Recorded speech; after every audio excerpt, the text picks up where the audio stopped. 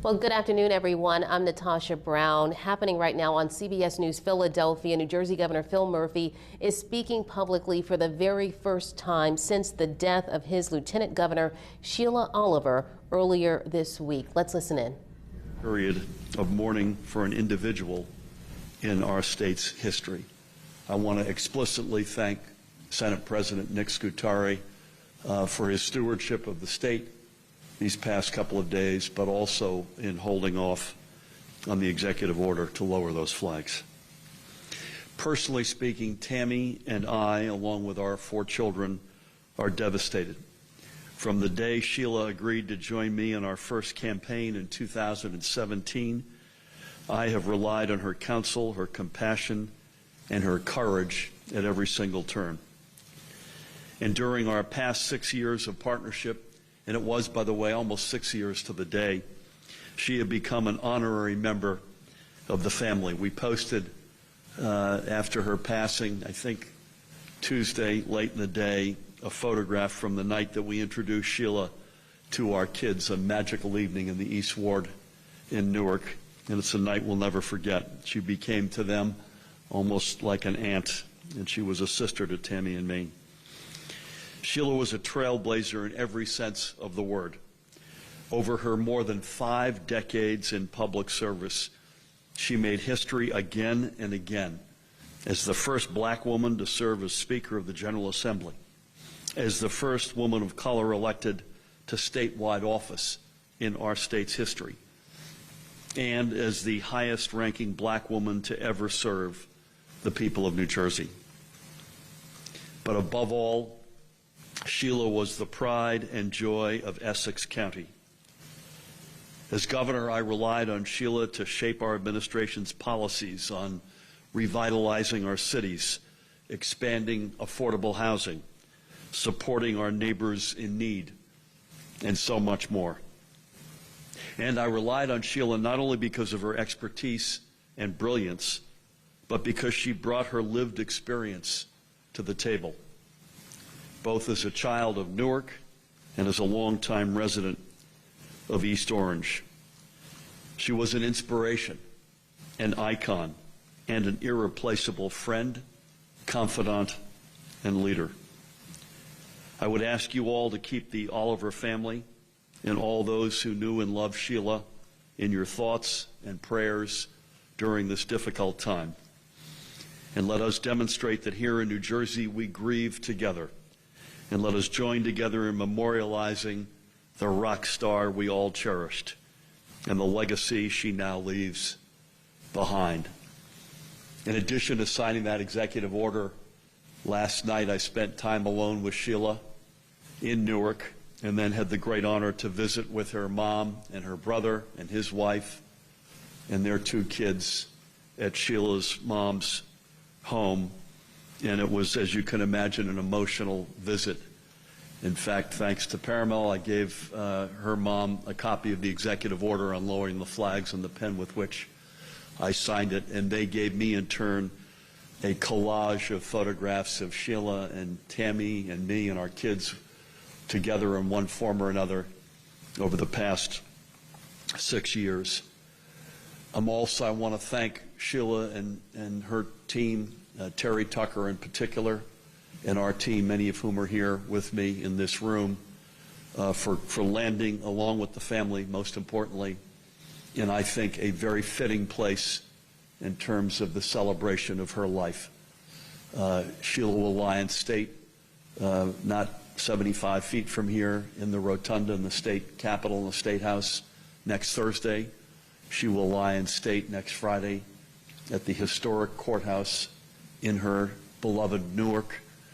And then on Saturday, there will be a funeral service at the Basilica in Newark, all of which fitting for this incredible leader, incredible human being.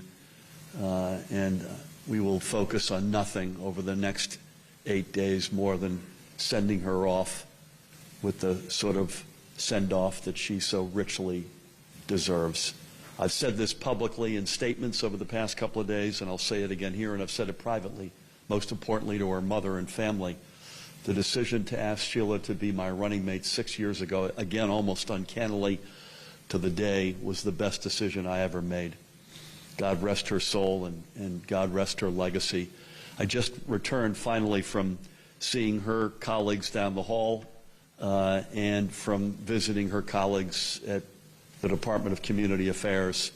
And I said, we're sort of two minds right now. One is to mourn this precious gal and to remember all that she meant to so many of us, measured by the thousands, hundreds of thousands, maybe millions. And on the other hand, once we plow through these next number of days, it's up to all of us to live out her legacy as she would have wanted it to be, to lead like Sheila led, to be the public servant that Sheila was, and to connect with everybody in this state, most importantly, the folks most in need, too often left behind. That, to me, is our dual charge right now. Let's celebrate her life and send her off in the style to which she is richly deserving. And separately, let us live in the years ahead, whatever our roles might be, as public servants and leaders in the tradition in which she established. I'll take a couple of questions if you have them. Please. How did do you recall what made you decide that it should be Sheila Oliver leader? Was there a particular conversation, meeting with her? Was there an event that you knew she should be selected or others? Yeah, so she and I, it's a great question. We met probably, don't hold me to it, probably 9-ish years ago, and we had great chemistry. And I knew her history. I knew what she stood for. I knew her character. We got to know each other. We got along really well. It just felt right at that level. In a more cold-blooded fashion, if you look at her resume, she's almost, if not singular, in the level of public service at all levels of government in an uncanny way, at the community level, at the county level, in the legislature, in a variety of capacities, Board of Education, as I recall, in East Orange. It's just one thing after another. And I thought to myself, I'm new to state government in New Jersey. Wouldn't it be good to have a partner who not only stood for the right things and with which I had great chemistry, and by the way, who was an icon, let me say that explicitly, especially among young girls and women of color, but who had this resume that was a showstopper to boot. And when you added up all of that, it was a no-brainer.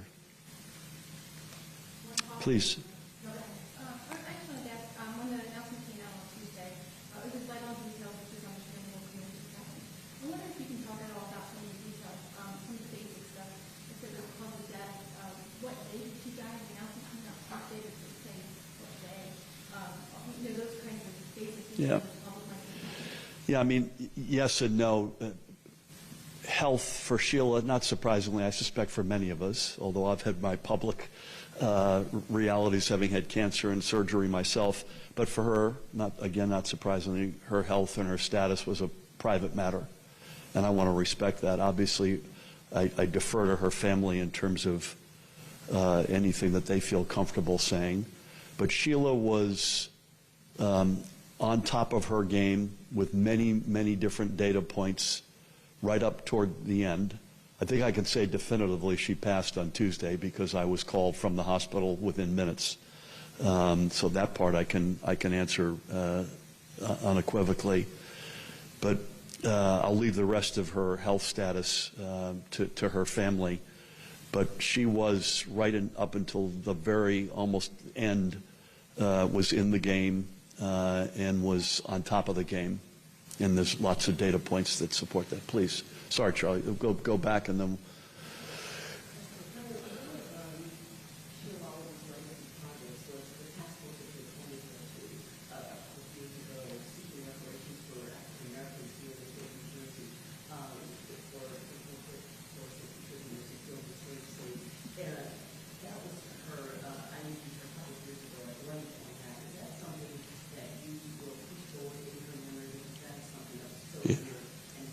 Amen. So it's the Wealth Disparity Task Force, which Sheila chaired and had done great work on. It's also a collection of a who's who of superstars in this state, and that will continue to be a very high priority in her honor and memory, but also on its own 2 feet. The wealth disparities, if you're an African-American family or you're a Latino family as compared to your white brothers and sisters, are shocking.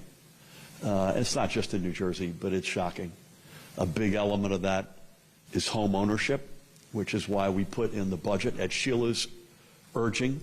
I think urging understates the word. She led the charge on this to put money, serious money in for first home buyer, first home ownership, which is a big game changer.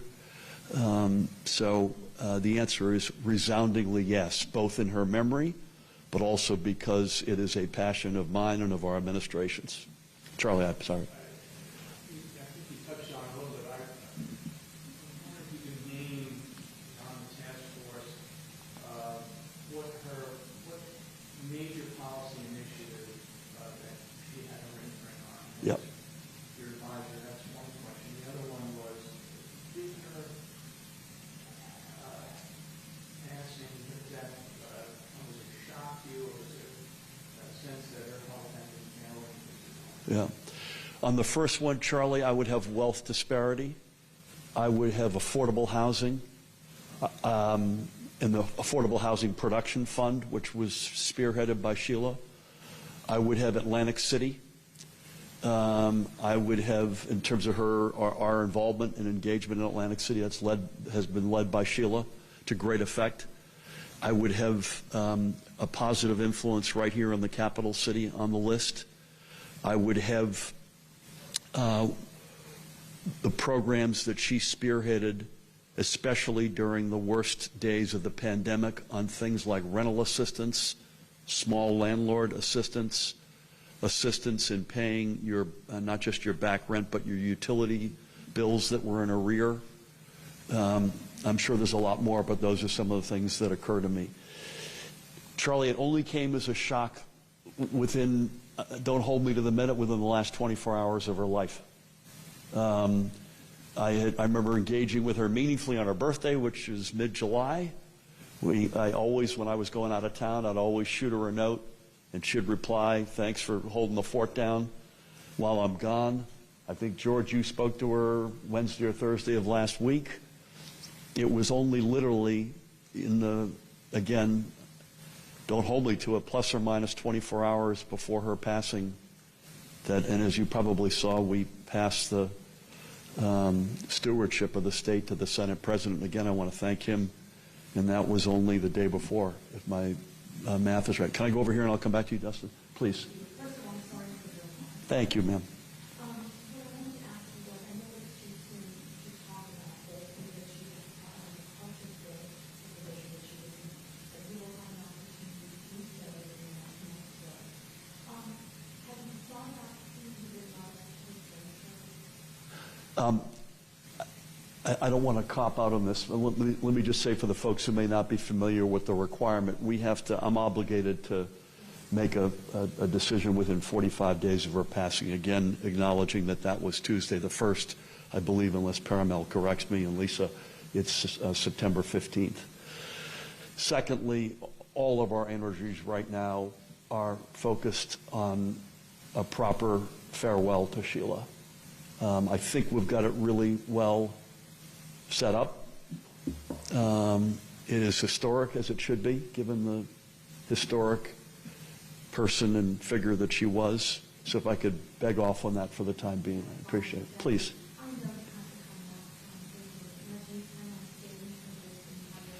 I am,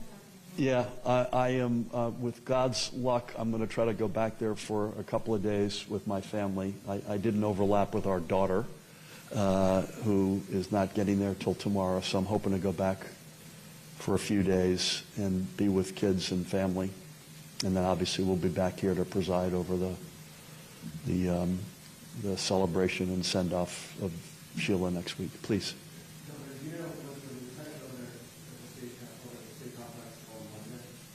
Was she here on Monday? I don't know the answer to that because I was not here To the best of my knowledge, the answer is no. Because Monday, if my math is correct, Monday was the day, in fact, where, to Charlie's question, that was the day that, for the first time, that this felt like it was in a tough situation. Dustin, sorry. Two things. Can you confirm any of there was a report that you were going to commission portraits for her and also Lieutenant Governor Giano? And separate from that, you say Lieutenant Governor was at the top of the game, taking the order, but still everybody in the circle kind of knew that she had health problems. Do you think in retrospect maybe she should have stepped aside and focused on her health?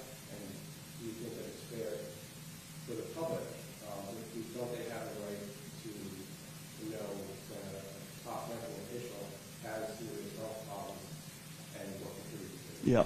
So on the first one, no news to make, but that's something that is, I think, very intriguing. And as you look around this room, you feel like it's somewhere in the state complexes, there ought to be an acknowledgement.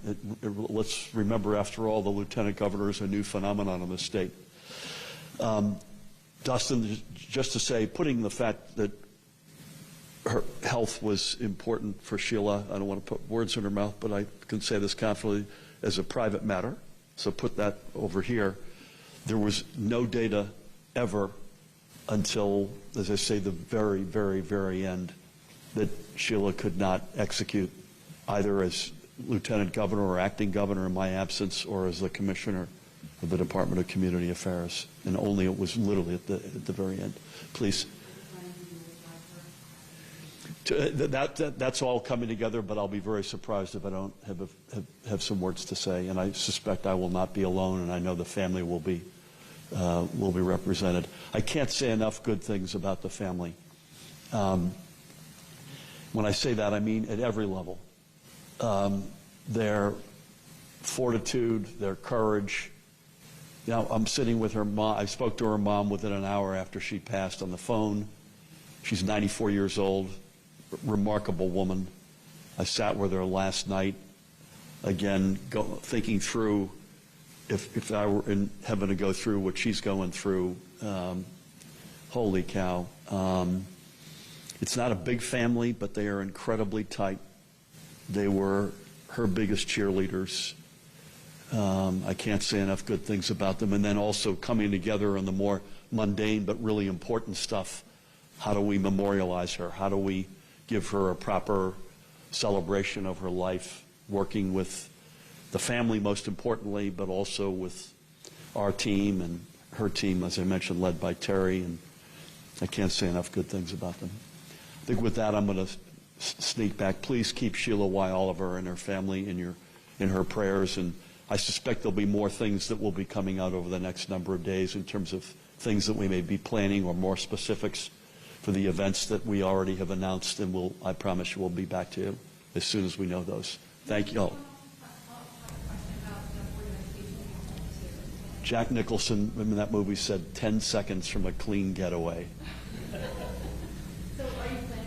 Well, we've had 3 nominations with the Senate for some amount of time, some significant amount of time. So I would urge the Senate, it would be good by me if they could get those folks through their process. Advice and consent, which we have nothing but enormous respect for, but let's get them through. You said 1.